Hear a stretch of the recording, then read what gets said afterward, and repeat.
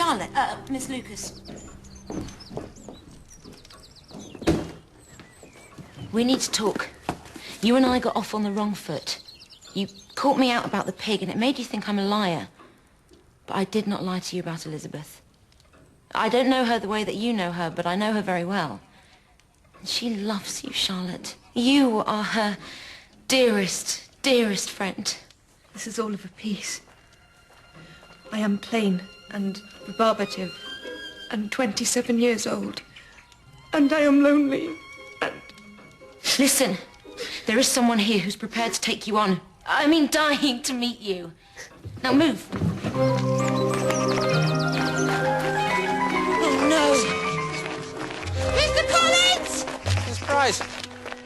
You're going to ruin those trousers. Under the circumstances, it is a possibility a man must face. I fear, Miss Price, we intrude. That's exactly what we do. Look, Mr. Collins, I can't help noticing that you're about to ask Miss Bennet here to marry you. That would be a really bad mistake, because for the sake of her family, she'd feel obliged to say yes, and she's not the right person for you. She just isn't. There is someone else here who could give you love like no other.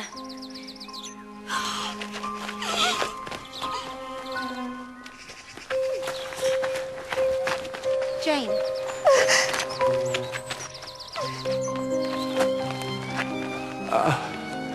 You bring Miss Lucas to lend you the courage to tell me this. I brought her because...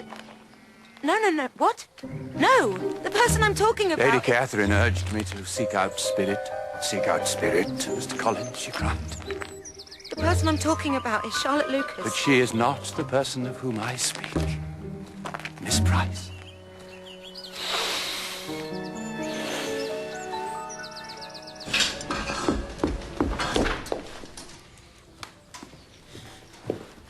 I wish you to instruct Miss Price to quit this house. At once, sir. If you do not oblige me in this matter, sir, I believe I shall scream. I believe you shall. Allow me to distract you with an observation. Miss Price just announced her engagement to Mr. Collins. There must be a reason for this, though I confess The reason is to spit on the charity of this deluded family. Do you not think, Mrs. Bennet, it might be in the interests of this deluded family to treat kindly the future Mrs. Collins? Our survival, as you so assiduously remind me, my dear, at frequent intervals, depends on Mr. Collins thinking of us with affection. I'm not really going to have to marry Collins, am I? Oh, God, I am. I'm bewitched. I no longer have possession of my own soul. You must find that a nuisance. It's not a nuisance, Darcy. It's a passion. It consumes me. Yes. You must permit me to remind you, Charles, that yesterday your soul had passed quite fully into the possession of Miss Price. I was mistook. Lord, that was a fancy. Today your consumption by passion is the privilege of Miss Bennet. Charles, regard me. Come to me in a year's time and protest your love for this Bennet. Then shall I hear you. Mr. Bingley, Mr. Darcy. A rather grisly relation, Mr. Collins, is staying with us. And, well, don't say I said that. You won't say I said that, will you? Well, he's only been here one night, and he's proposed to Miss Price.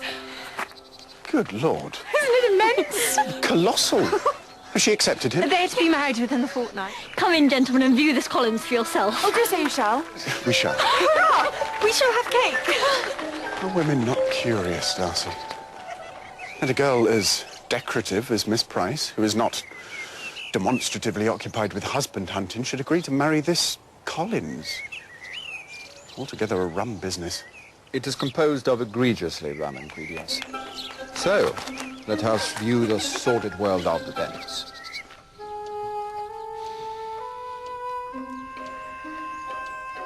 Bingley, if you don't wake up and propose to Jane, and I end up married to Collins, I shall have to invent mains electricity and kill myself. Well, isn't this nice? So, who here lacks acquaintance? Mr. Bingley. Let me present Mr. Collins.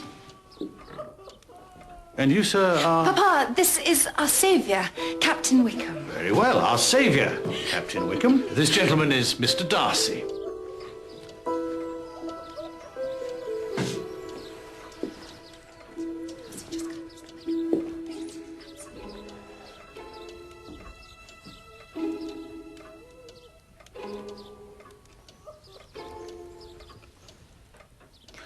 Mr. Bennet, may I have your permission to play the piano?